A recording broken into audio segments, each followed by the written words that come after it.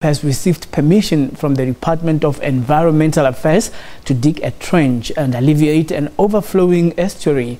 The estuary that has forced the closure of the bridge that links Aston Bay to Paradise Beach, leaving residents disgruntled.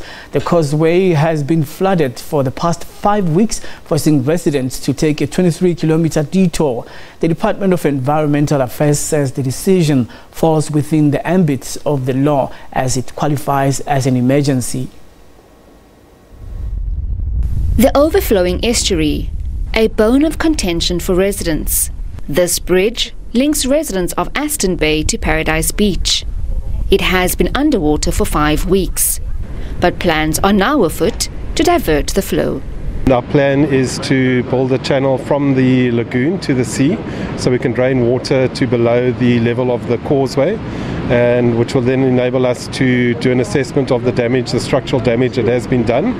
Last week, frustrated residents took matters into their own hands, digging illegally at the river mouth in an attempt to create an outflow. There's elderly people here, they need to go to doctors, they need to go to work every day, there's school children involved here, so they will be happy. Increased saltwater content in the estuary is also hazardous to the ecosystem. We are expecting the entire estuary life to die within the next week or so, because there's no influx of fresh water coming from the Sekui or the Swat rivers.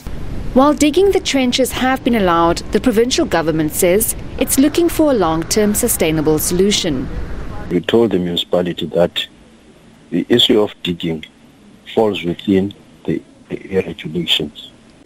As such, it requires an applicant to conduct a study. They are doing the study, but they are still a long way from completing it. Although the digging is a temporary solution, residents have welcomed the decision. Jade Lee Paulser, SABC News, Port Elizabeth.